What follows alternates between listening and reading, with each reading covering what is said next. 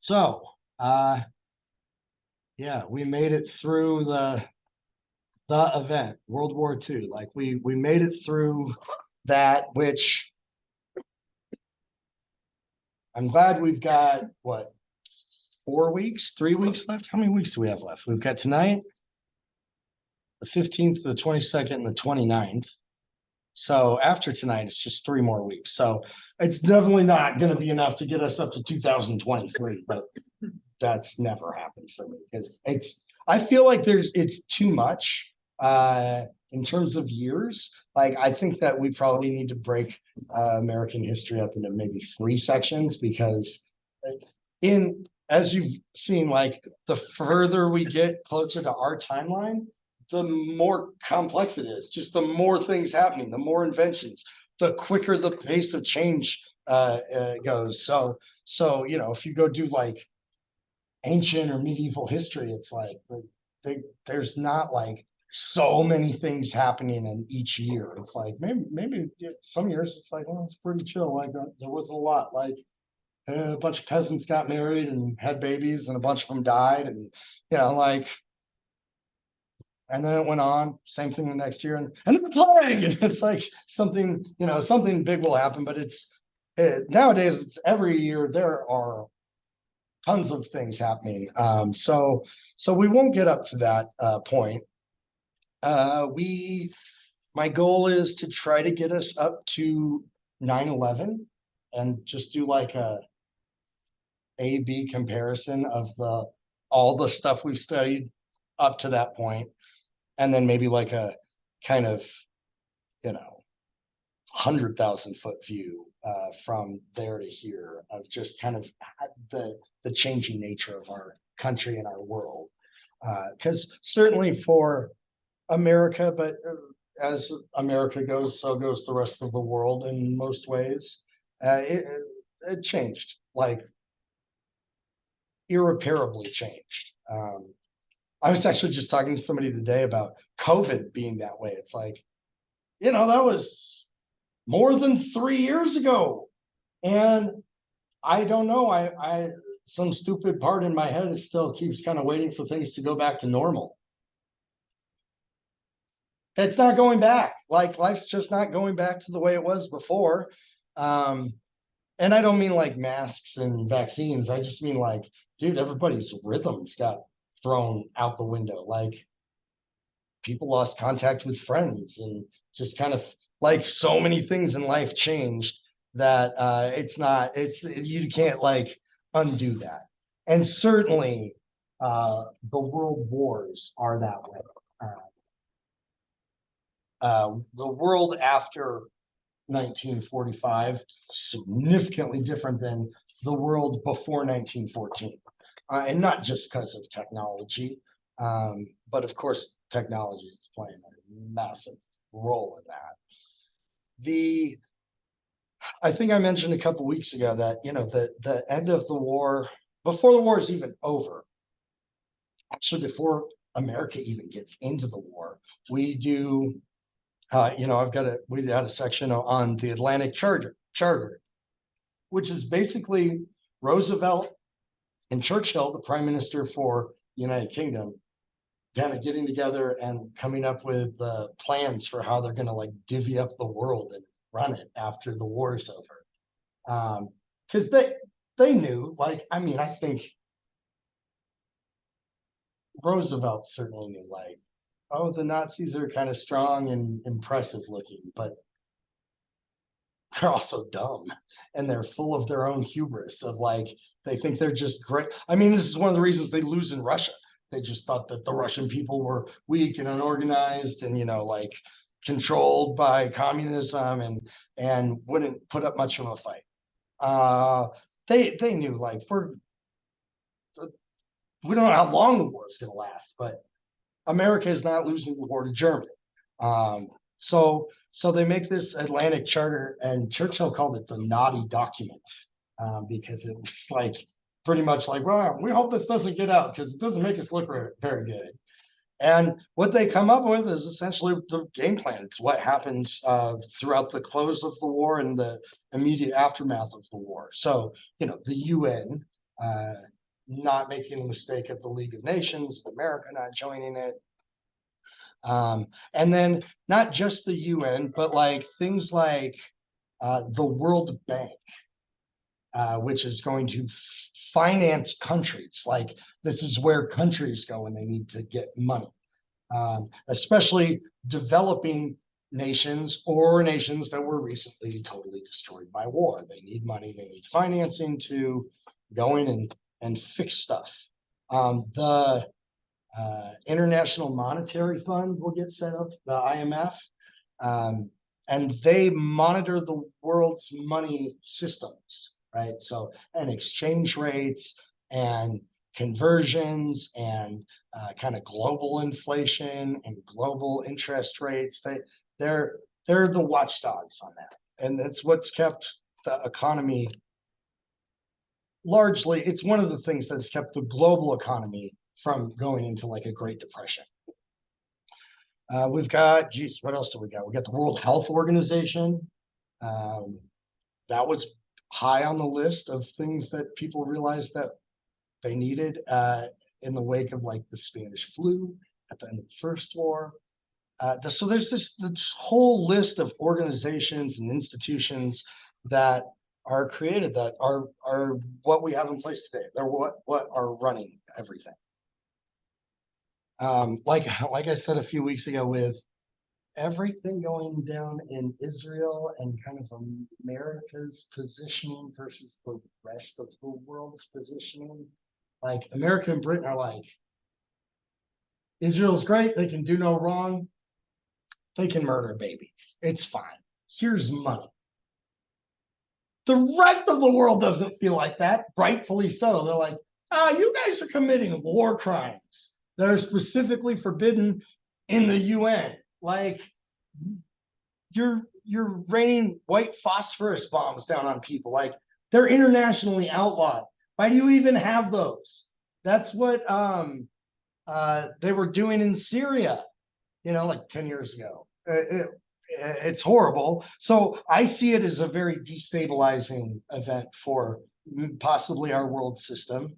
Hopefully it will shake things up in a good way, where it maybe destabilizes enough to help us reorient and refocus and kind of course correct some things, and not into a all out just collapse of stuff. I don't think that'll happen, but never know these days.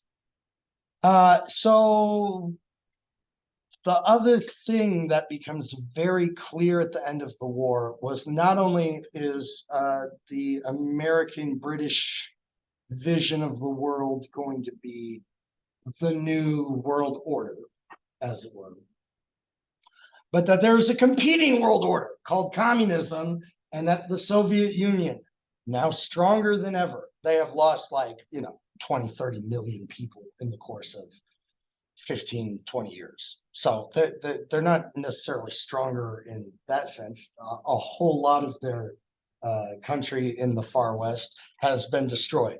Whole cities have been, taken off the map. But they're more united than ever because they were facing like the threat of annihilation. There's nothing like the threat of annihilation to bring people together, right? This is why, maybe the thing that saves the world will be aliens showing up, not to help us, but to fight us. And we'll be like, we are all humans, we are one. Let's get rid of our national differences and defend against the, intergalactic threat. Otherwise, I thought maybe the pandemic would have brought people together that way. And, in some cases, I think it did. But America's leadership in the midst of that killed any sense of that manifesting into lasting change or differing mentality on moving forward. So, it becomes very clear that America and Britain they have kind of swept through Western Europe up into Germany and up from Italy. But the Soviets have conquered all of Eastern Europe, all of Poland and Bulgaria and Romania, and now Yugoslavia. And they're in Germany as well. Like we're kind of meet in Berlin, which means that when the war's over, they're holding all that territory, and they will set up that territory and any other ground that they gained to a system that's, you know, oriented towards them in communism. This is clearly on the minds of like Roosevelt and Churchill before the war is over. They're already thinking about the post aftermath of the war. And America and Britain partnered with the Soviet Union to stop Hitler. Like that kind of greater threat made people put away their ideological differences. But they knew that was not probably meant to last. And before the war, that those countries were not great partners at all. And, you know, I mean, we went in and invaded to put down the Russian revolution, the communist revolution. So they're increasingly suspicious of Stalin and his post-war plans. He's a dictator. He was already ruling the country with an iron fist before Hitler invaded. Afterwards, it was, you know, I mean, his grip on the country was absolute. He will live another 8 or 9 years. He dies in like 1953 or 54. There's actually a really, really good movie called The Death of Stalin. It's a dark comedy. Like Steve Buscemi's in it. It's so funny.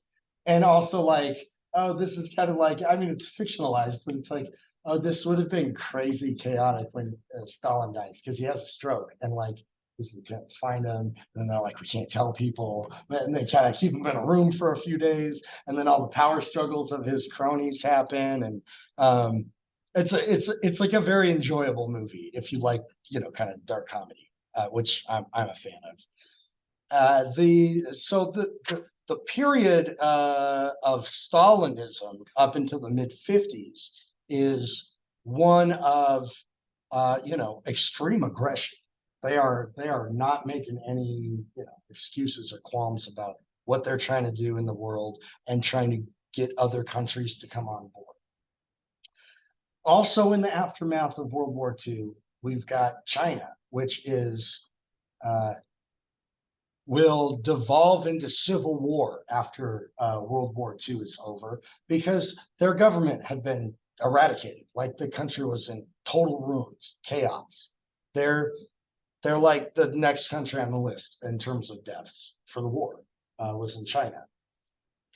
And so what happens there, which is what will happen in Korea and in Vietnam, or French Indochina, as it's called at the time, is you get two competing factions, one kind of like a Republican capitalist group, and the other a more revolutionary communist group. And in China, the communists win.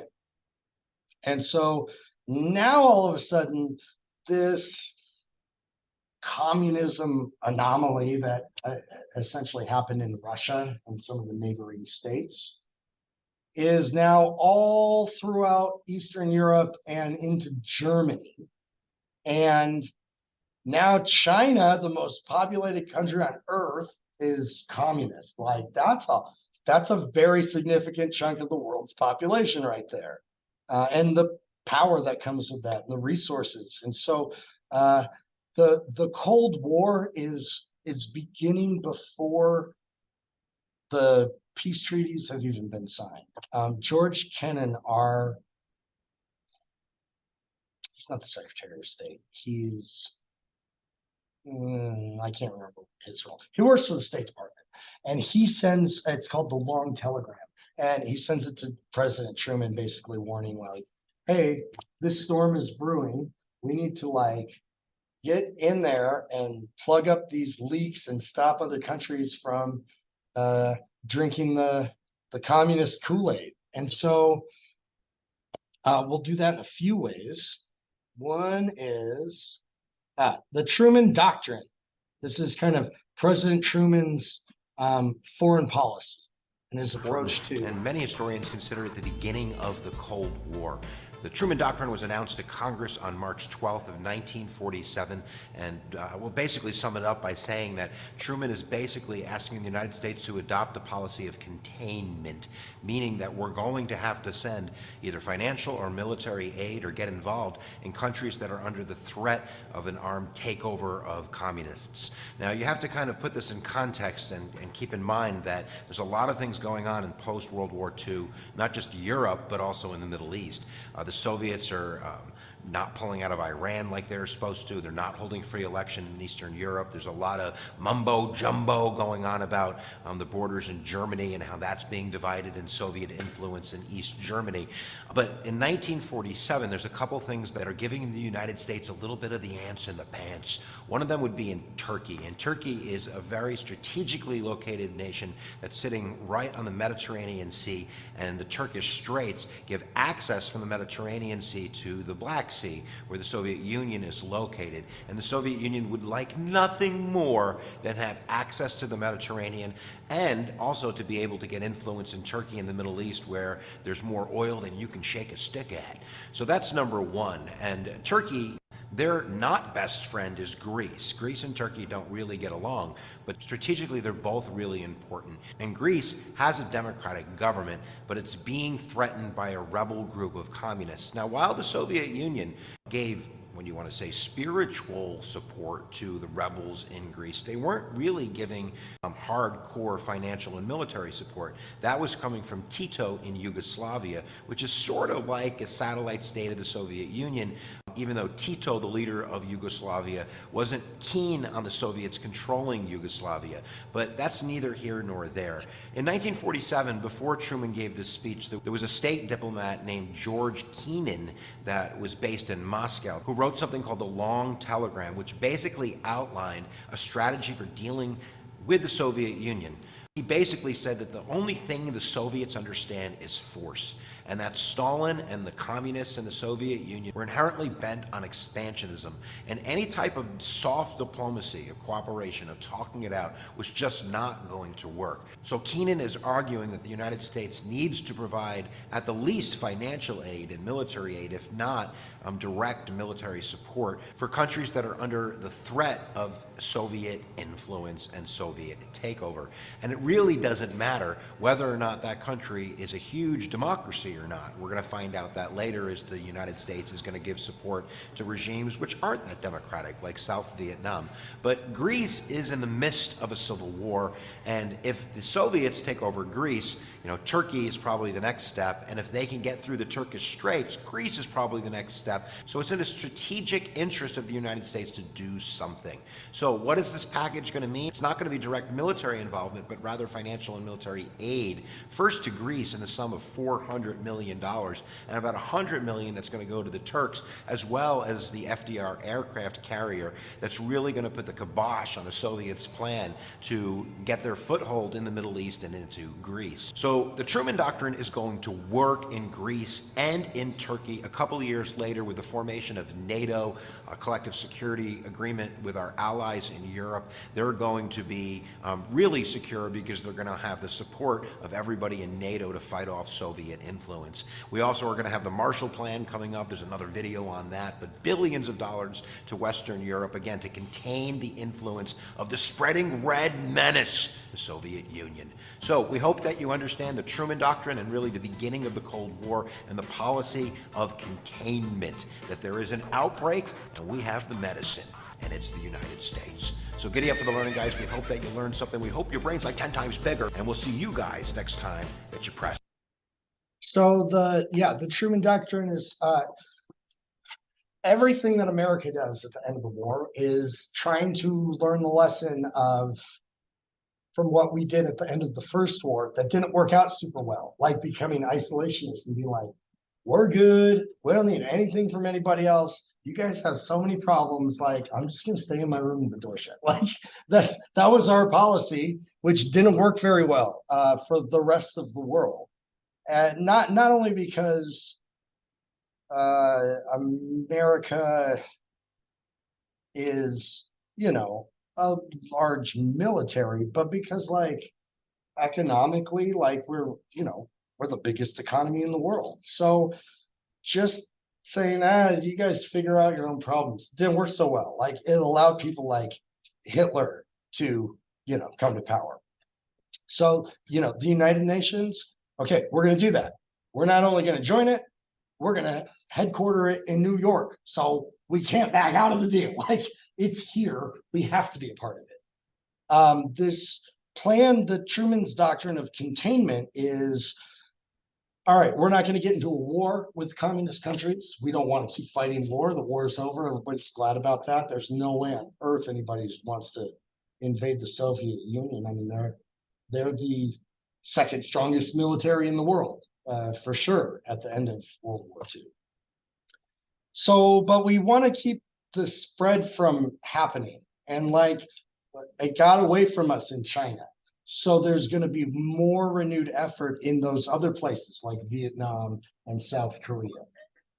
And then into the 50s and 60s in places like, the Middle East and Latin America and Africa, where, countries are decolonizing. And when they're decolonizing, their colonial yoke comes off their neck. And they need to now kind of govern themselves and figure that out. And hey, here's two options. Either one will give you money, resources, military support. And, for like way underdeveloped countries, communism is a pretty appealing choice for a lot of folks. They don't have the like landed wealth that like the countries in Europe and America do. So we wind up, instead of course correcting after World War I and saying, okay, we're going to be a very active member of the world community, we will be the first among citizens, like that. We become the world's policemen. Like we wind up getting involved in just about any conflict you can imagine. The only places we'd never get involved in conflict in is if it's like just places that don't have any natural resources or strategic military value. It's like, well, it's not really an interest. And like he said, we wind up supporting a bunch of regimes that are like super un-American. They're anti-democratic. They're, they're corrupt. They're repressive. But it's to fight the greater devil of communism. Well, at least in the thinking of Truman and most of America during this time period. So the Marshall Plan is a part of that. The Truman's doctrine is like military containment. It's a military wing of things. And he mentioned NATO, the North Atlantic Treaty Organization, which is America and France and Britain and Belgium and there's most of the Western European countries, and then Turkey, which is not in the Atlantic, right? It's in the Mediterranean. It's pretty far from the actual Atlantic Ocean, but they're part of the Atlantic community, so to speak, the North Atlantic community at least, and they become a very critically important strategic spot for America and Westerners. The Marshall Plan is the economic side of the Truman Doctrine. So they're saying, yeah, we'll lend support and aid and give, weapons and supplies to countries that want to fight communism in their own turf. But we'll give financial aid to countries that reject communism to join the like Western community. And so this was, again, trying to learn from the mistakes of the first war, where countries like Germany are devastated from the war and then more messed up because they're having to pay money out to people because they are guilty of starting the war, and the country never really fully recovers. And never becomes a good ally of America or Britain. It stays radicalized. And so we say, that was the wrong decision. That clearly led to some bad things. So we get the western half of Germany. The Soviet Union gets the eastern half of Germany. And we funnel hundreds of millions of dollars into Germany. It does sound very strange to be like, wait, we defeated them, the Nazis, and then just gave them hundreds of millions of dollars? That doesn't make a lot of sense either. But it works. Like within, by 1960, West Germany is like one of the strongest economies in the world. They're maybe our second or third largest trading partner. And they become a close ally of America still today. It's why Germany and America are pretty tight knit that way, because the Marshall Plan it worked, and like the money comes back to us because they buy a lot of things from America. We sell them things, we ship them things. They provide stuff for us at friendly terms. East Germany does not get that. It gets the Soviet Union. And the Soviet Union, they kind of do more of what we did in the First World War, where, because for America, okay, yeah, we don't like the Nazis, right? But the Nazis were not over here blowing up villages and raping our women and murdering our children. They did do that to, the Poles. They did that to the Belarusians. They did that to the Ukrainians. They were like, we hate you. If the world wasn't watching, we'd kill all of you right now. Like they really hated the Nazis. And so they're like, we're punishing you. They essentially create it's almost like prison terms. Like it gets very closed off, limited access, checkpoints, borders are tightened up, which makes it very complicated because while Germany gets divided between the Soviet Union but it's the United States, France, and Britain, which consolidate into one West German ally that's under the direction of America for the most part. The Soviet Union gets almost an equal share of East Germany, but then Berlin also gets divided up in that four-way split. And again, they consolidate into West Berlin, and East Berlin is the Soviet side of things. Problem is, Berlin is like a solid, I don't know, like 100 miles inside of East Germany. So it's in the Soviet territory. So real quickly, the Soviets are like, oh, sorry guys, like roads are closed. Can't come in, can't come to Berlin. Thinking, all right, we're going to cut out all the, American and British presence and access to the city, and eventually the city will just kind of consume it. It'll be one Berlin, and it'll all be part of East Germany. So America says, no, we're not going to do that. And we do something crazy. It's called the Berlin, my brain's slipping right now. The Berlin Airlift. I think it's in 1948 is when we start that. I don't have a thing here on it. Essentially, we fly in all the supplies that Germany or West Berlin need on a daily basis to run the city. So milk and toilet paper and gasoline and clothes, anything you can think of, like we're flying it in over Soviet territory, but into our section of Berlin.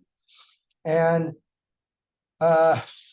we do that for I think it's over a year. It's a long time. I mean, it's very expensive, but it's in the spirit of not giving the Soviets any more ground, and kind of it's really to make a point internationally. No, you can't pull these kind of shenanigans. And eventually they lift it and we get road access to Berlin. But the city remains quite divided. And then after I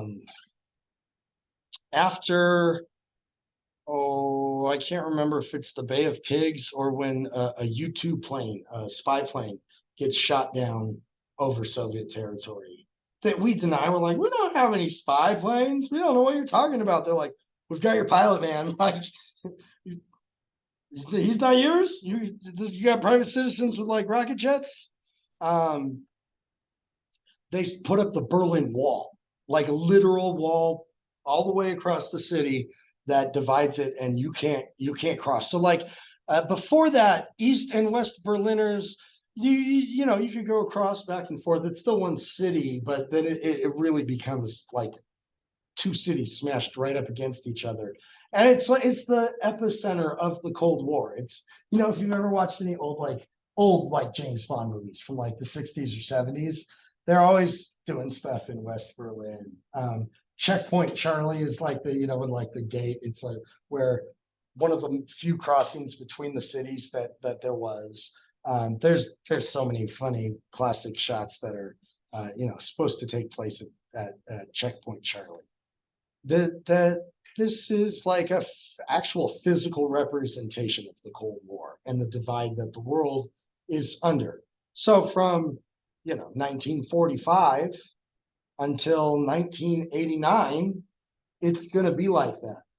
And in 1989, and we'll get there in a couple weeks, the Berlin Wall they rip it down. There's reforms happening in the Soviet Union. They're kind of losing control of things, and press release goes out early with the wrong details in it, and people go to try to cross the border because they think they're going to be allowed to now. And then all the border guards don't know what the heck's going on. They're like, no, you can't go. People get pissed. They start ripping up their passports in protest. And then there's just too many of them. They mob them and they walk through and the barricades are open and like everybody's going back and forth. And they just start like getting sledgehammers and people are like hooking up their trucks or tractors or whatever and just ripping the wall down on their own. So it's like, it really is this crazy moment. Like, out of places that would be very cool to go be at, like for a day in history, like Woodstock would definitely be on my list.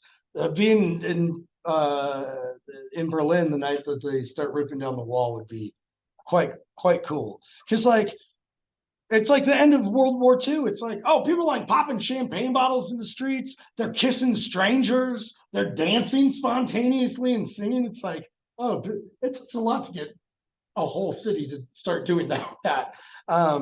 So yeah, Berlin is going to be, it really represents this era, this Cold War period, and will define the next 44 years of history for the whole world, right? It's not just for America and the Soviet Union. It's like this is the whole world, and everything gets divided up along these two lines.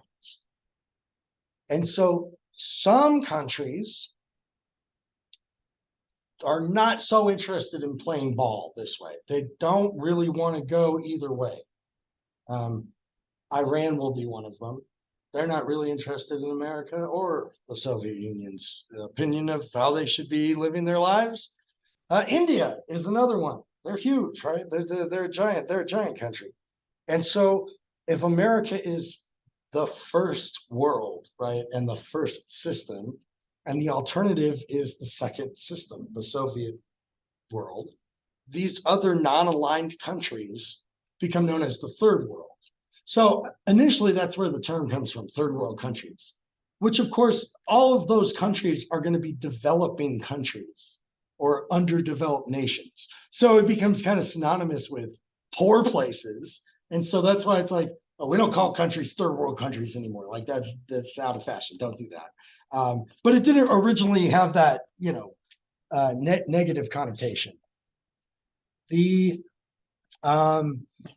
then also in the midst of this, and part of the plan, if you will, you know, if America had the Atlantic Charter and plans for what to do with the world after the war, Britain had the Balfour Declaration, which I mentioned weeks ago during World War II, because it's written in 1917, decades before the Holocaust and World War II and Hitler and Nazis. There was already a plan in place from the British. And that stemmed from a couple things. One was there was this weird sense of like Christian Zionism, and that this is somehow mandated in the Bible and we should be doing this, and it's going to usher in the return of Jesus. I mean, that might sound silly to you, but like literally, like probably a good 40% of our Congress right now that believes like, oh no, Israel should be completely Jewish and then Jesus will return. Like this is what's driving the foreign policy of America and Britain as well. In a weird, like, it's so weird that these two things go together, but at the same time, Christian Britain that wants the Jews to go to Jerusalem and Israel because that's how it's supposed to be in the Bible. They also want the Jews to go there because they don't want them there. They're like, well, if we give you guys the country, you can all get the F out of here. Like, their anti-Semitism's pretty high. So it's not necessarily like, hey, we hate all Jewish people. It's like, we don't want to live next to you guys. We don't want to live with you. Like, you know, if no black people lived in America today,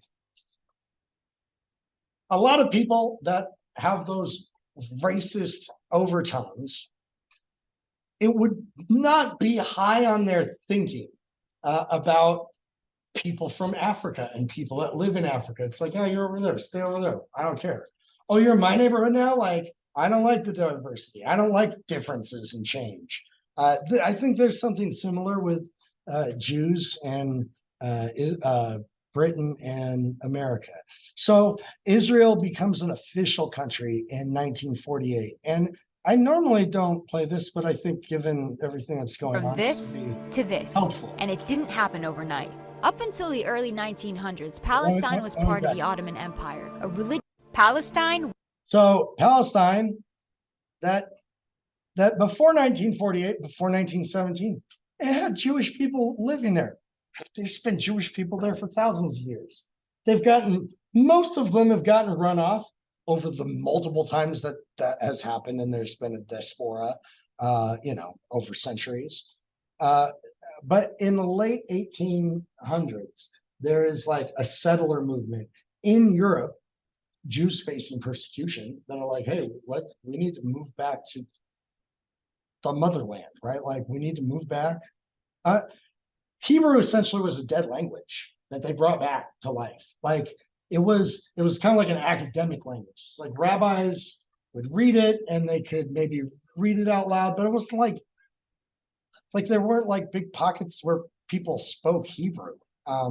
In Europe, they spoke Yiddish, which is actually a Germanic language. Like, it's kind of a hodgepodge of like Hebrew words and stuff like that.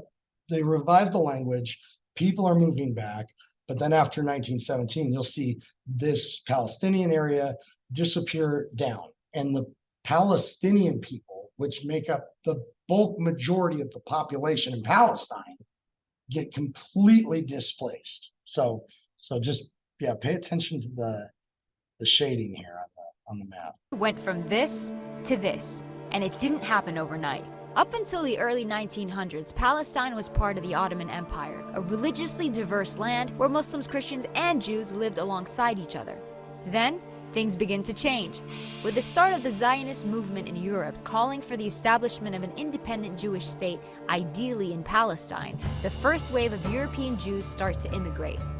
By the end of World War I, the Ottoman Empire collapses and Palestine is under British rule. It's 1917. Britain declares its support for a Jewish homeland in Palestine. The number of Jewish settlers grow, fueling tensions between the Arabs and the Jews. The violence between the two sides caused Britain to bow out and let the UN take over. The UN approves of a plan to split Palestine into two states: Jewish Israel, Arab Palestine. The city of Jerusalem, which is sacred to Muslims, Christians, and Jews, is now a UN-controlled international zone. Jews accept the UN partition plan and declare independence as the State of Israel. But neighboring Arab countries object to the land takeover. This marks the beginning of the First Arab-Israeli War. Israel is victorious and makes a grab for the land intended for the Palestinian state under the UN. The land gets divided into three parts. Jordan occupies the West Bank and East Jerusalem, Egypt occupies Gaza, and the State of Israel takes 78% of historic Palestine, including West Jerusalem. 700,000 Palestinians become refugees as a result, and the day is remembered as al-Nakba, the catastrophe. It's 1967. The Six-Day War breaks out between Israel and neighboring Arab countries, and by the end of it, the map looks something like this. Palestine is now fully occupied by Israel. Despite the absence of a formal peace treaty, things start simmering down. Then Israelis start settling into Gaza and the West Bank, resulting in an Israeli-Palestinian struggle that gives rise to the PLO, the Palestinian Liberation Organization. Their main goal? To liberate Palestine from Israel by any means necessary. Fighting goes on for years. The PLO eventually accepts dividing the land between Palestine and Israel, but the conflict doesn't end there.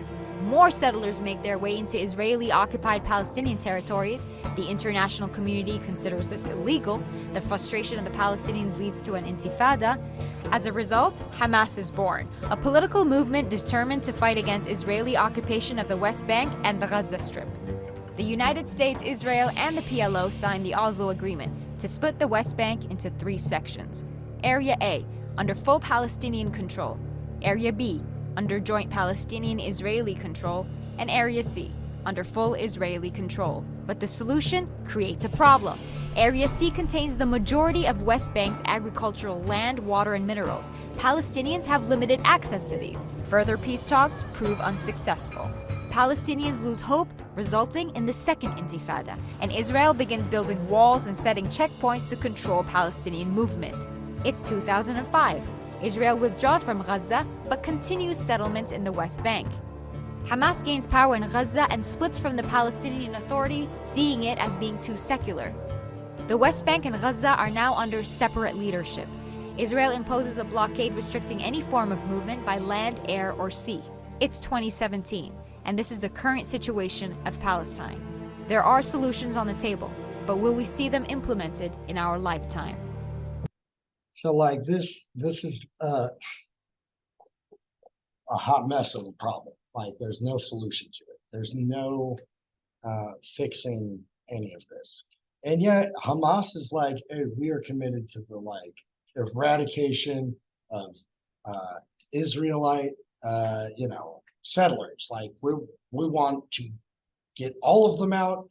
If we have to kill all of them, we're fine with that, which is horrible.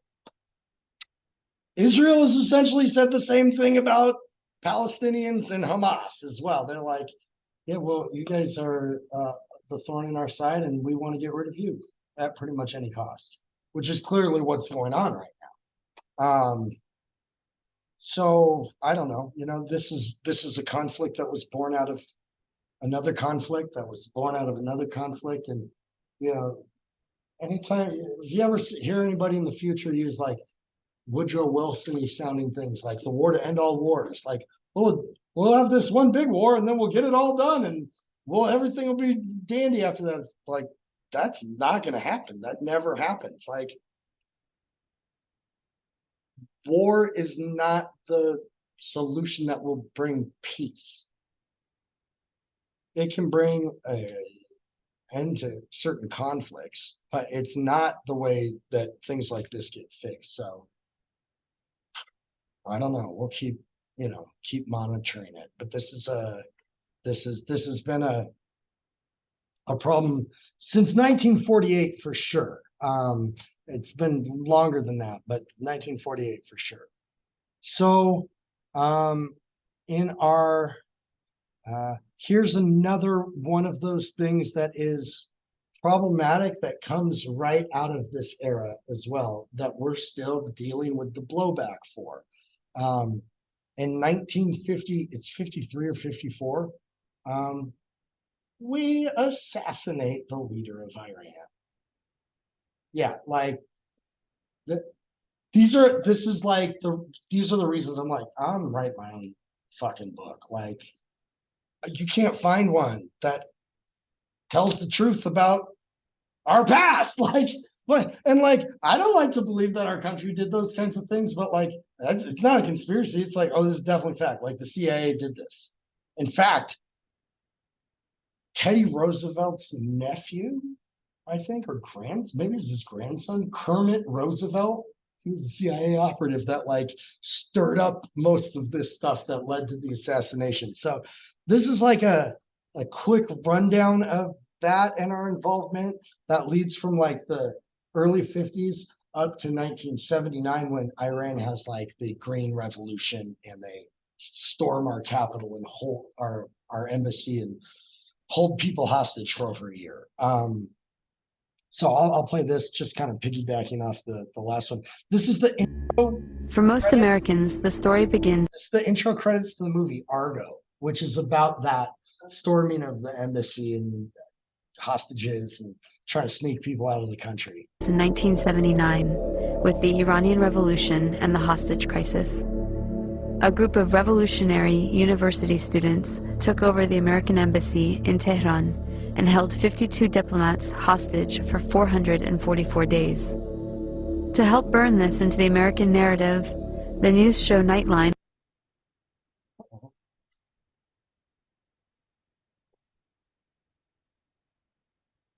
What is this? Where are we? At my house? Why are things buffered? was created with a nightly tally of the number of days since the crisis started. But to really understand, we have to go back to 1953, which is where the story begins for most Iranians. This was the year that the US overthrew Iran's democracy.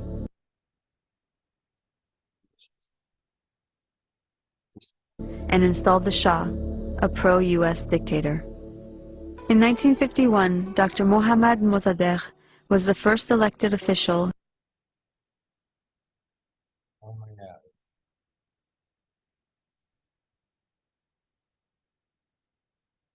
Just let it buffer for a second.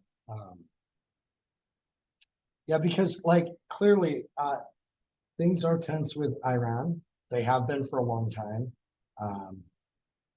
Didn't help when Trump had their one of their top commanders assassinated a few years ago. That didn't help de-escalate things. There's reasons for it. It's not like they're Muslims, they hate America. They don't like America because America has gone in and just, pulled them around in every other direction and assassinated leaders and did all in the name of democracy and freedom for the world. It's like, well, that clearly was not why we were doing it. There's something similar is going to happen for totally different reasons, but the next year in 1954, we assassinate the leader of Guatemala, and completely destabilize that country. They have never recovered since. It's led to a total destabilization of the whole region, El Salvador, Nicaragua, we've messed around with it. And if we went back to the beginning of the century, we did that in Colombia, right? There didn't used to be a state called Panama. We incited a civil war in Colombia and got a bunch of people to, break away, and we supported them and chopped it off from the top of Colombia and said, hey, this is Panama, and this nice piece of land right here is ours now, forever. We gave it back eventually, I think in 2000. But that's not being a good neighbor. If you go into your neighbor's house and assassinate one of their family members and then take all the stuff out of their fridge and light their bed on fire, they might not like you, right? This is kind of where we are at internationally and globally. And so this is well, let's see if this will play through. Who was appointed as Prime Minister of Iran by popular demand. He saw that the wealth needed to build Iran was leaving the country because over the past 50 years, its vast oil reserves were under British control at the hands of the Anglo-Iranian Oil Company, later to become BP, or British Petroleum. So Mossadegh became hugely popular for nationalizing the oil industry and taking back the oil. Hugely popular at home, but quite unpopular with the British government. Britain took Iran to the World Court over the matter and lost. They tried to hit Iran's economy by blockading the Gulf and halting trade. They tried to convince the US to assist with regime change, but then President Truman was not interested. However, when US President Eisenhower took office in 1953, Britain was able to persuade him under the Cold War pretext that Mossadegh relied on Iran's Communist Party for power. The newly formed CIA was sent to engineer a coup, codenamed Operation Ajax. Iran's monarch, the Shah, returned to power. He had previously been weakened by the new parliament, a short democratic experiment designed to limit his powers. After 1953, he returned fully backed by UK and US power, and the oil was soon flowing under control of Britain, America, the Netherlands, and France. The Shah became increasingly arrogant, opulent, and autocratic over his 25-year rule. He instilled fear in the population with a secret police known as Savak, created by the American CIA and Israeli Mossad, that tortured and imprisoned those who dared to dissent. He crushed all political opposition. Troops were sent to massacre demonstrators.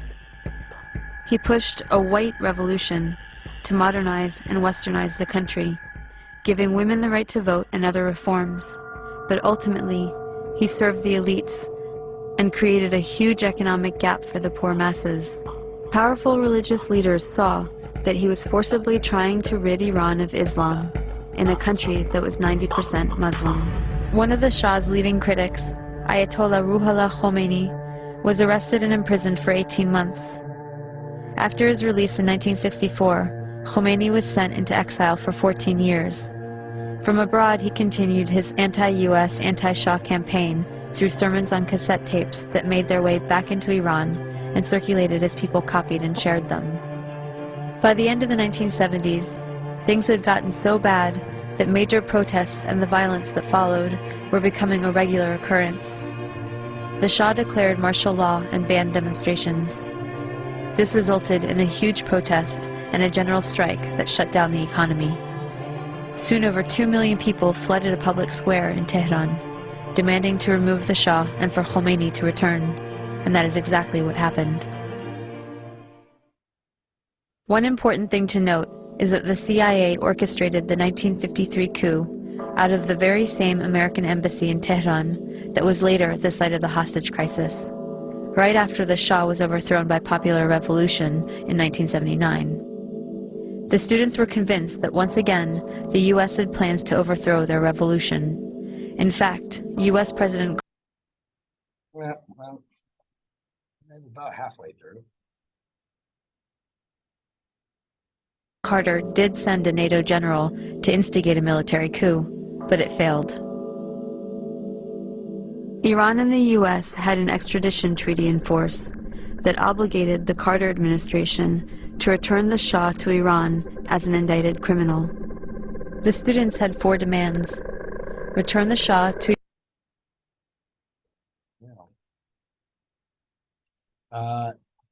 I mean, you can watch the second half of the clip later when you've got better internet than the college does. Also, like, Argo is a pretty good movie. Anybody seen it? You saw it? Yeah, it's it won Best Picture, right, that year? I think it won Best Picture. This is like the opening salvo for it. It's like, yeah, just giving you the whole groundwork. And then it's like, boom, it starts with like, oh my God, they're like storming the embassy. And it's real intense. And then Ben Affleck shows up, and this is all based on like a true story where they were pretending to be Canadians filming a movie. And like, yeah, they weren't there. They were CIA agents, though, like that went in to go find Americans who escaped out a side door when the embassy was getting stormed and were hiding with, I think, yeah, like Canadian ambassadors or something like that. So it's a good movie. It's pretty fast paced. It's engaging and enlightening. So I'd encourage you to watch the second half of this, but this is like maybe one of the most prime examples of blowback that I can think of in the course. And I write about blowback, I think, in every chapter, because we often act without thinking or thinking long term, or even maybe questioning ourselves. Like, that's maybe the hubris of America. We're just always right. Of course we are. We're America. We're God's favorite. He likes our country more than all the other countries. Like, thinking about what you're saying right now, that's ridiculous and absurd. And like, you know, there is a God. I doubt God really cares about countries. Like that, that's like a human construct. That's, you know what I mean? This is we've got very narrow thinking a lot of times. But this is like comes back to hurt us a lot in the late 70s, and then really like destabilizes a lot of other relations for us in the Middle East. Things didn't used to be tense with Middle Eastern areas in America. But you know, the 20th century is the 20th century, and it takes the turns that it takes.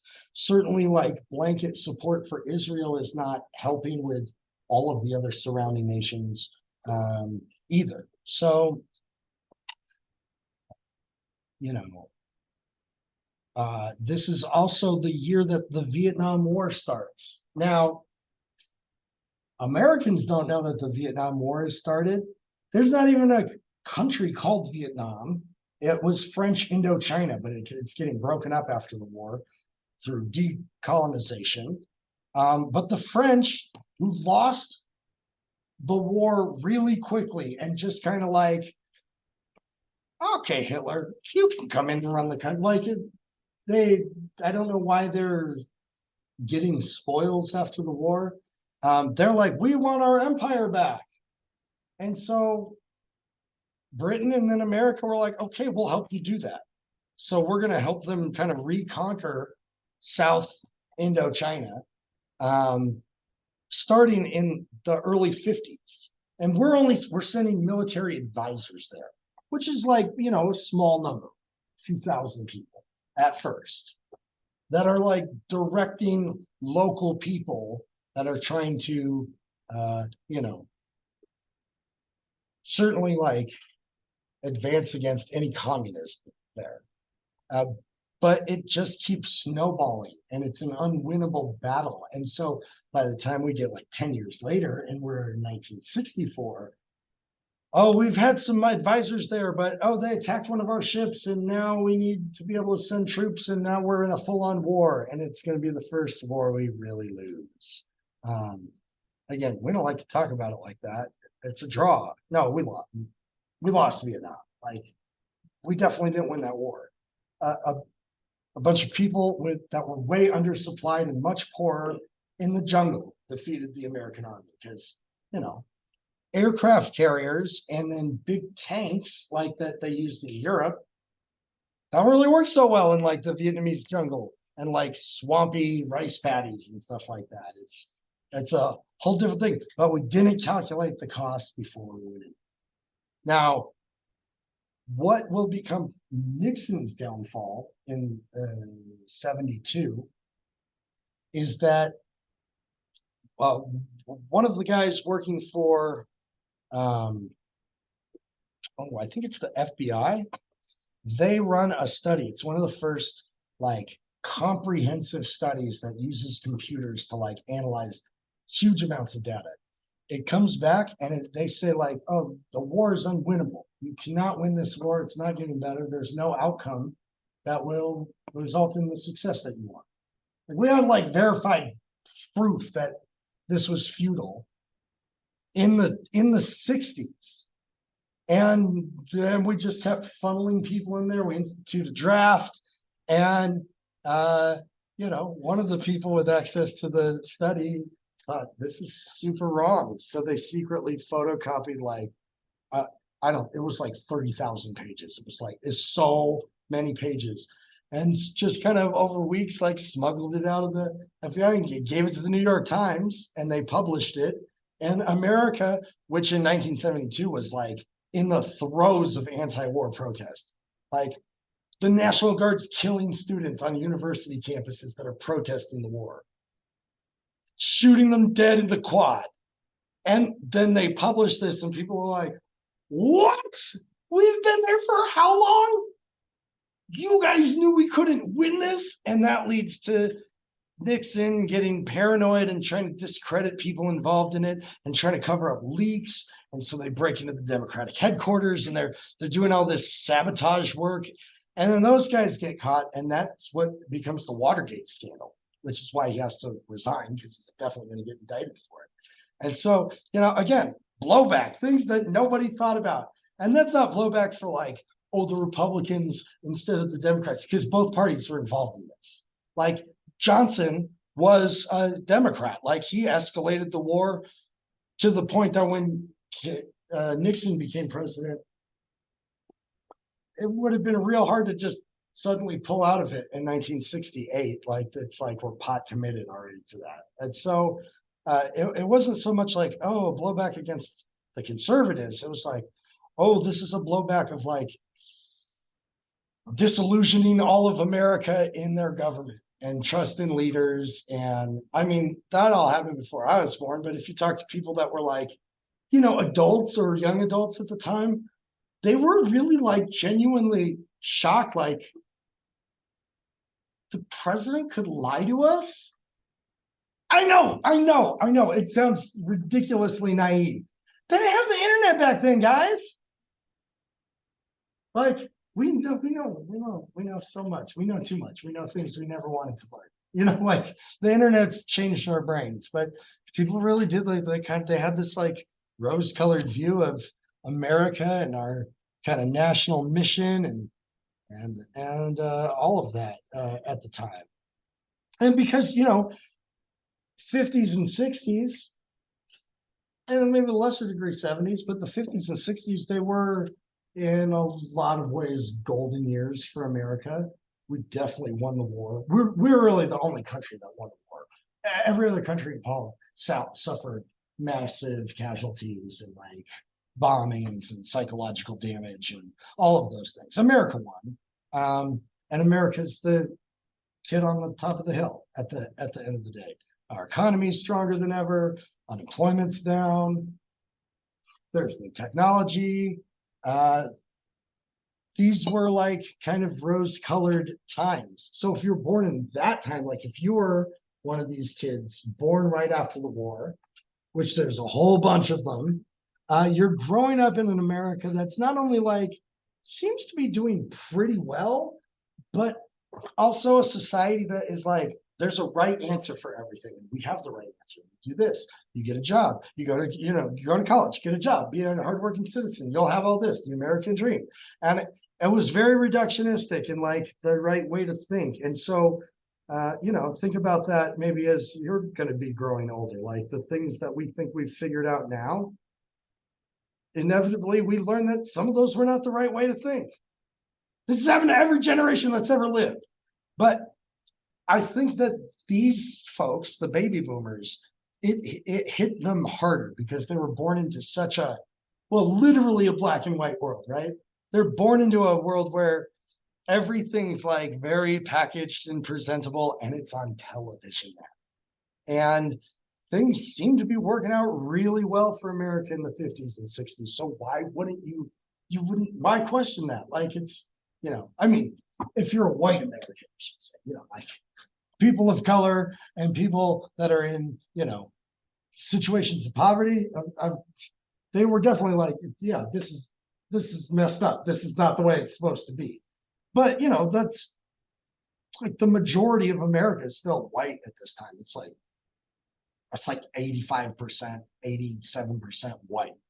Like it's very white in the 50s. So, people are moving out to the suburbs and getting out of cities and kind of living in an even more manufactured bubble kind of life where they're more disconnected from their neighbors and news and differences and anything else. This is a picture of the, a quote unquote average American family in 1950. 2 kids, 2.5 kids is about the average number of kids that Americans were having. And this is a picture of like what they will consume groceries wise in a year, which is a lot. If you showed that to like people pretty much anywhere else but America in 1950, that's like, it looks like wealth, like, oh my gosh.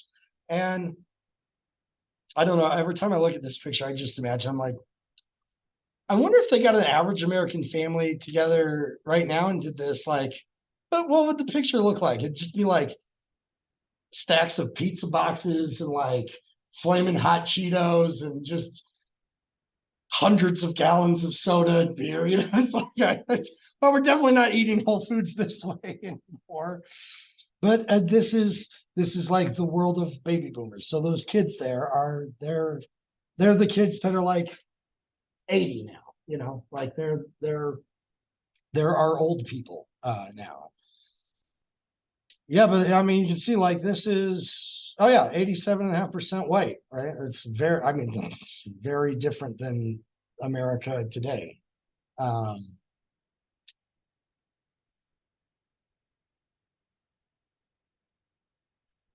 I think one of the most important things to happen in the aftermath of the war, technology-wise, is television.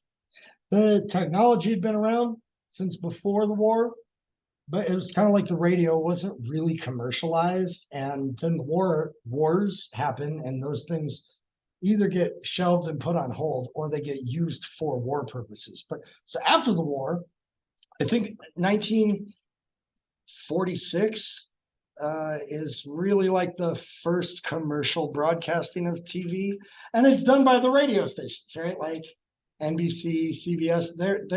They were radio companies, and so they naturally move into doing TV. And early TV is so bad because people don't know what to do with it. They just treat it like radio with picture, and it's very bad. But you know, after a few years, they start figuring out the kind of programming and the capabilities of TV. This is KTLA, which I think they were the first TV station in Los Angeles. They are going to do we not have the recording of it?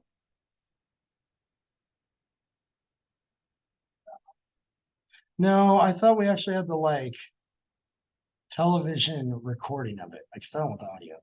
This is a kid falls in a well in LA and is like trapped down there like a little kid.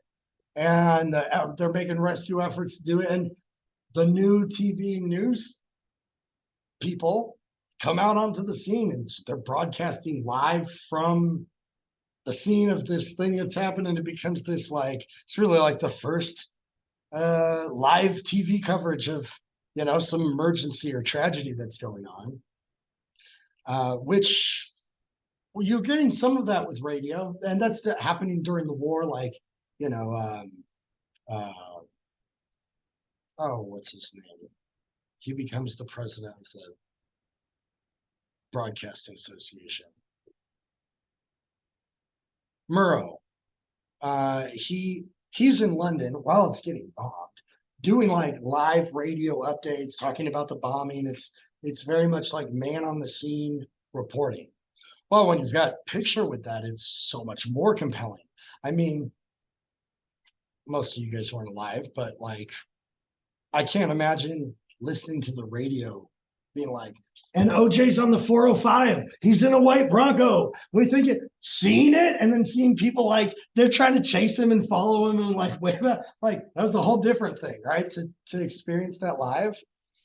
And what live television does for the second half of the 20th century, I think it feeds into this idea that America, the idea of one America, and that we also have like, we've got it figured out because it increases the social fabric across a very large nation a lot more than anything else ever else before, including radio.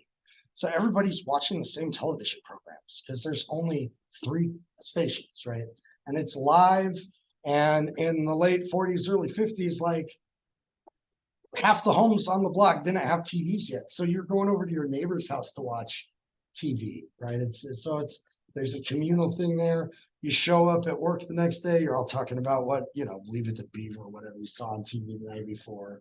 And it creates a kind of codified sense of American society that starts to disappear when we get to the 21st century, right? Like TiVo starts to mess with that a little bit, but not a lot. Like his your TiVo fills up, so you can record stuff and leave it all on there. But like you want to watch it and get out of the way, and so everybody's watching it. If it's not the same night, everybody's watching stuff in the same week, more or less. But by the time we get to streaming, it's like, oh, that part of society is kind of gone. And you know, a bunch of us, I don't have like live television anymore, so I don't know if something's happening. I'm like, go to Twitter or YouTube or whatever. Like it's that. I don't know. It's just it's a weird thing that changes. Walmart opens in 1950. That's going to change America. And then, yeah, the Tonight Show, things like this are coming out that are creating a more commercialized sense of American identity. And McDonald's kind of becoming incorporated in 1954 is certainly going to be a piece of that, right? McDonald's spreads across the entire world. And slowly, America, I think the powers of America start to realize that old school colonialism, where we're like controlling your government and your trade and all that stuff, that is more expensive and less effective than cultural colonialism, where our biggest exports are things like McDonald's, Disney movies, right? Like that's much stronger than any of the like, you know, automakers or anything like that. And it doesn't cost the government anything, really, but spreads American influence throughout the world, you know, for better or for worse. Like, it's not like everything America brings is bad. It's just when we start assassinating leaders and whatnot that, you know, we crossed the line there. Let me just play you these two clips here to punctuate this idea of a transformed America and a transformed world after the war. So the fear of communism is pretty well spread out throughout the country. Like people in general are not excited about it, and they're worried that it's going to corrupt the country and undo us. And you know, of course, this is what's leading us to be the world police officers all over the place.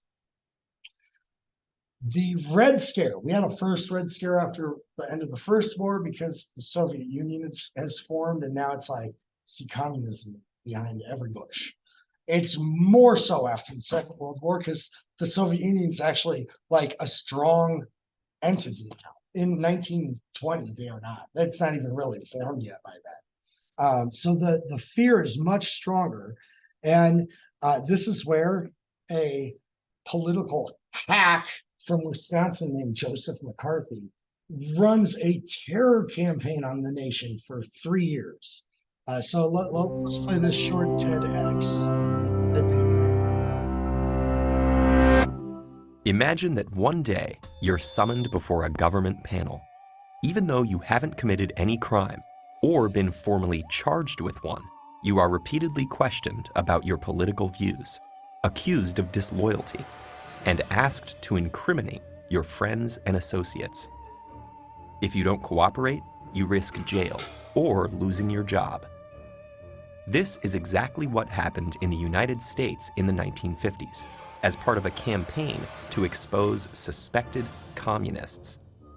Named after its most notorious practitioner, the phenomenon known as McCarthyism destroyed thousands of lives and careers. For over a decade, American political leaders trampled democratic freedoms in the name of protecting them. During the 1930s and 1940s, there had been an active but small communist party in the United States. Its record was mixed. While it played crucial roles in wider progressive struggles for labor and civil rights, it also supported the Soviet Union. From the start, the American Communist Party faced attacks from conservatives and business leaders. as well as from liberals who criticized its ties to the oppressive Soviet regime. During World War II, when the USA and USSR were allied against Hitler, some American communists actually spied for the Russians. When the Cold War escalated and this espionage became known, domestic communism came to be seen as a threat to national security. But the attempt to eliminate that threat soon turned into the longest-lasting and most widespread episode of political repression in American history. Spurred on by a network of bureaucrats, politicians, journalists, and businessmen, the campaign wildly exaggerated the danger of communist subversion. The people behind it harassed anyone suspected of holding left-of-center political views or associating with those who did. If you hung modern art on your walls, had a multiracial social circle, or signed petitions against nuclear weapons, you might just have been a communist.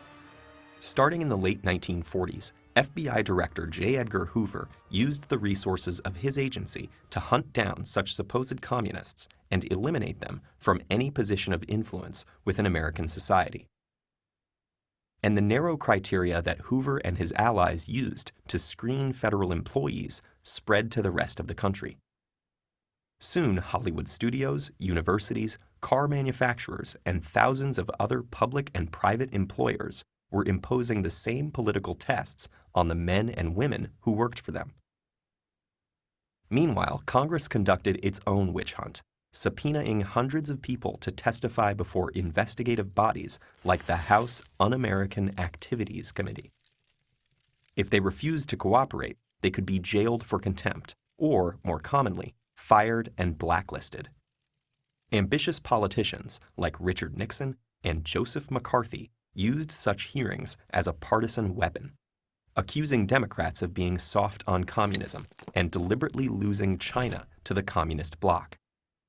McCarthy, a Republican senator from Wisconsin, became notorious by flaunting ever-changing lists of alleged communists within the State Department. Egged on by other politicians, he continued to make outrageous accusations while distorting or fabricating evidence. Many citizens reviled McCarthy, while others praised him. And when the Korean War broke out, McCarthy seemed vindicated. Once he became chair of the Senate's Permanent Subcommittee on Investigations in 1953, McCarthy's recklessness increased.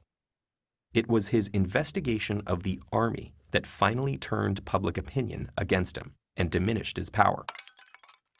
McCarthy's colleagues in the Senate censured him, and he died less than 3 years later, probably from alcoholism. McCarthyism ended as well. It had ruined hundreds, if not thousands, of lives and drastically narrowed the American political spectrum. Its damage to democratic institutions would be long-lasting. In all likelihood, there were both Democrats and Republicans who knew that the anti-communist purges were deeply unjust, but feared that directly opposing them would hurt their careers. Even the Supreme Court failed to stop the witch hunt, condoning serious violations of constitutional rights in the name of national security. Was domestic communism an actual threat to the American government? Perhaps, though a small one. But the reaction to it was so extreme that it caused far more damage than the threat itself. And if new demagogues appeared in uncertain times to attack unpopular minorities in the name of patriotism, could it all happen again?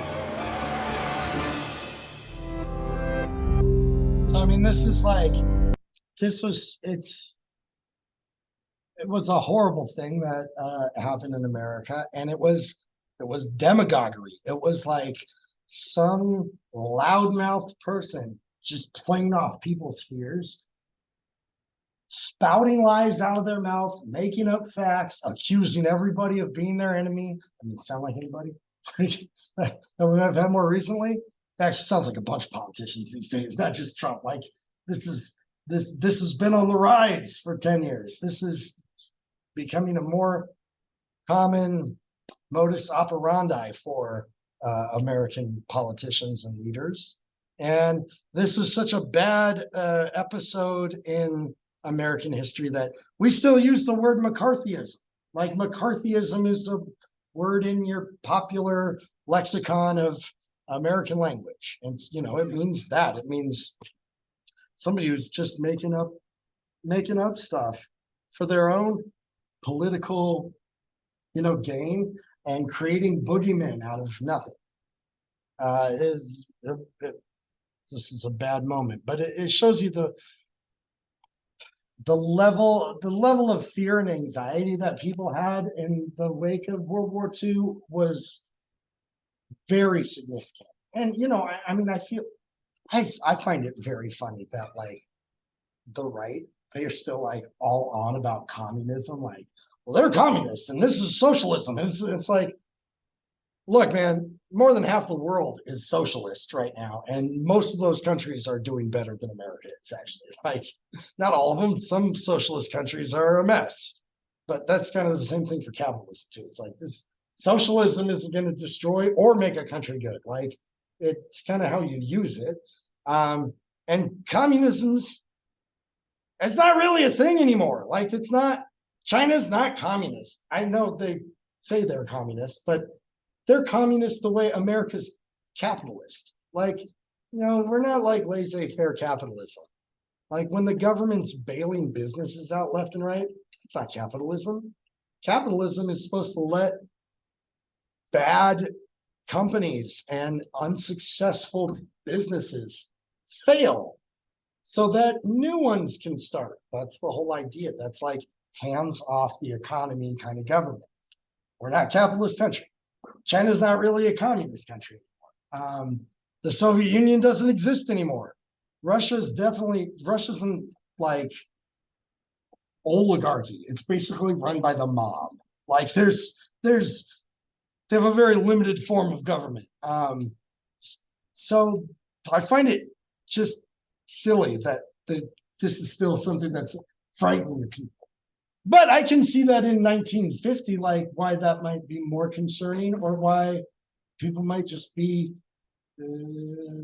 more fearful in general. Like when we're afraid, I'm almost positive I'm misquoting this, but I believe it was Benjamin Franklin who said,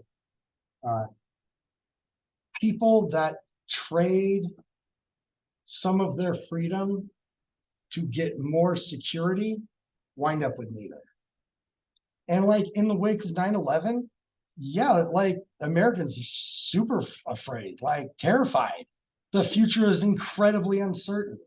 We didn't know if more planes are going to get crashed into buildings, or if there was some larger plan, or is all of the Middle East going to unite against us and we're in a third world war? Like, we don't know what's going to happen. So Democrats and Republicans both signed off on the Patriot Act without reading it. Like, yeah, sure, like surveil all the phones. Like, you've got total blank check to just do whatever you want. Total invasion of privacy. You can detain people for their entire lives without ever giving them a trial. It's like a direct violation of the Constitution. But both sides were down with it because we're freaked out. People were afraid at the end of this thing. And with the Soviets quickly gaining nuclear weapons, which they do in 1950, I think, 1949, the fears are even higher.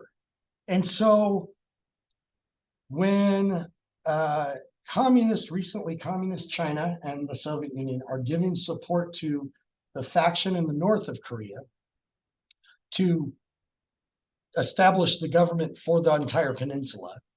And there's democratic forces in the South that don't want that and are fighting to establish their own government. America and our Western allies are quick to come and step into the fray and say, we're going to support you guys and push back against them.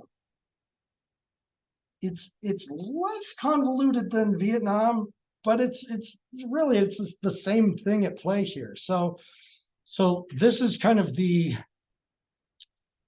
first time the Cold War starts really heating up. And again, like the threat of nuclear war is on the table with this event. The Korean War, June 25, 1950 through July 27, 1953. At the end of World War II in 1945, Korea was freed from Japanese control. North Korea was occupied by the Soviets while the South was occupied by American forces. By 1948, the country was divided in half at the 38th parallel, with the capitalist South ruled by Syngman Rhee and the communist North ruled by Kim Il-sung. The Soviet troops withdrew from Korea in 1948, and U.S. troops withdrew in 1949. However, North and South Korea, as enemies of one another, would not accept the border between them as permanent. The North Koreans attacked South Korea on June 25, 1950, advancing across the 38th parallel. Around 75,000 troops of the North Korean People's Army defeated the Republic of Korea's army with success, capturing the capital city of Seoul, then occupying the whole of South Korea except for Busan. This was a problem, as President Truman and the United States wanted to contain the spread of communism by preventing the domino effect. That is, if Korea fell, so would other countries to the ideology. South Korea appealed for support, and the United States pushed a resolution through the United Nations Security Council. The USSR did not use its veto power, as it was boycotting the council because the new communist China was not accepted. In China's seat was the pro-US Chinese nationalist government of Taiwan. An appeal was made by the Security Council for North Korea to withdraw its troops, but was ignored.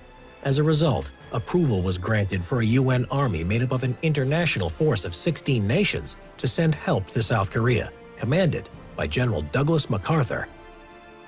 The UN troops, composed mainly of Americans, landed in South Korea in early July, but were soon pushed back on the defense by the North Korean forces, forming a perimeter around Busan to defend the line until reinforcements arrived in August.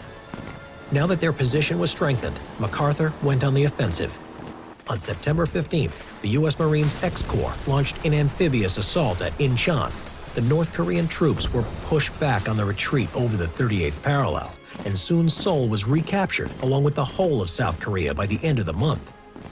Now, MacArthur was to go beyond the initial idea of containment. Truman, worried of a Chinese response, nevertheless approved, and UN troops moved into North Korea on October 7, 1950. On October 12th, they captured Pyongyang, the North Korean capital, and then the Yalu River, which was the border with communist China. China retaliated by helping the North Koreans, sending 250,000 Chinese troops. The UN troops, overwhelmed by this new force, were pushed out of North Korea with heavy losses. By January 1951, Chinese and North Korean troops had captured Seoul. General MacArthur wanted to use the atom bomb on China and was dismissed for insubordination by President Truman, who went back to a policy of containment. In June 1951, more UN troops were sent to Korea, eventually driving the North Korean army to the 38th parallel and stabilizing the front. Now, a stalemate set in. In July, peace talks began, but a compromise could not be found. Meanwhile, fighting continued, and American pilots fought in the air against Soviet pilots using Chinese jet fighters and wearing Chinese uniforms. General Dwight D. Eisenhower took over as president in early 1953 and sought an end to the war. After 2 years of negotiation, an armistice was signed on July 27, 1953, at Panmunjom on the 38th parallel. A demilitarized zone was set up, which stands to this day. Subscribe and click the notification bell for more history videos. I think I'd mentioned during World War I, they're still at an armistice. They don't have like they don't have diplomatic relations with each other. And North Korea they're probably the most closest to communism in the world, but they're also probably the weirdest country in the world. Like the country's been isolated from the rest of the globe for kind of 70 years. Like the whole country's dark at night because they don't have enough power and electricity. Like it's a bizarre place. So that's still one of those situations. Like, well, war created this, and we tried to solve it with war, and it didn't fix it, and I don't know what will, but it remains like a leftover from the Cold War that we're still very much dealing with today. So this is the kind of international scene, and what's really preoccupying Americans in the late 40s, early 50s in terms of international attention, which is strong. Like everybody's paying a lot more attention to the whole rest of the world than they were in the 20s and 30s, because suddenly like everywhere in the world is connected, so much more than it was before. And you're getting news about America and troops and all over the place. But that being said, all of these things that we're doing and getting involved in all over the world, they're all in the name of like peace and democracy and American values, and like the fighting against racism, that we were trying to fight against with the Nazis. Well, a lot of people here are like, you just sent $100 million to the ex-Nazis? Like, we have children dying of starvation in poor cities in America. Like, we've got illiteracy rates that are high in the South. We've got, our infant mortality rates are going up. Like, what the actual fuck, you guys? Like, you're saying, hey, we're here to like make the world better for everybody and restore equality and democracy. And like all of the Black people in America are like, what? You're joking, right? Like, you guys are you're going to teach people about equality? So this is like what really began during the war, when we're like, we're going to fight the Nazis and to end racism. Oh yeah, we forgot about our own stinky garbage. We are not great at this. Like, we are bad. We've got all of our baggage, right? And it really gave a kind of like, it gave like a central idea, but also like a real, what's the word I'm looking for here? It gave a what? It really put on display the hypocrisy of just like, no, this isn't just in the South or in this city or just these people. It's like, oh, this is systemic. So it gave everybody that wanted to see, racial equality happen in America, white, Black, any other color. It gave everybody a righteousness to it. Like, no, you guys are wrong. I don't care that you're the government. I don't care. Like, this is just wrong, and we're going to fix this. And that's what pushes into the 50s. And that's why, and we'll pick this up next week, but that's why Brown v. Board of Education, this happens in 1954. Like, we're going to start seeing legislation happening and taking place. And now all of a sudden, also the federal government that is trying to be involved in all these other countries, and also trying to like woo these decolonizing countries of people, non-white people, like, oh, we need to really clean up our reputation, because like they know about American segregation, they know about American racism. So when we show up and we're like, hey, let us help you be part of our team, don't go with the communists. They're like, I'm not going to trust you guys. Like, it's not. It is really working against America's purposes in kind of like Cold War diplomacy and cat and mouse games and stuff. So directly out of the war, this is another kind of unforeseen consequence of the war, a different type of blowback, if you will, that is good, right? It's like, oh, this really moved the needle forward in terms of changing laws and legislation and policies, and even public opinion, right? Because, yeah, it got all of America thinking a little bit more about racial equality and maybe the consequences of racism, or of just turning a blind eye to racism, right? Because it wasn't the majority of Germans that were like marching Jews to the trains. It was the majority of Germans that were just like, oh, what's that over there? Like, I don't see anything happening, right? It's not my problem. Like, oh, we're all kind of thinking about this maybe a little bit more. I mean, that's my take on it, at least. So Next week, we'll hop into kind of like Brown v. Board of Education and Rosa Parks and the Montgomery bus boycott and this whole civil rights movement that it's starting there, and it's going to grow and expand and start including other things like women's rights and protesting the draft and some of our foreign policies and whatnot that lead into the 60s and the turbulence there. So yeah, that'll kind of be, we'll pick it up on that theme next week. Sound good? All right, y'all. Have a good evening.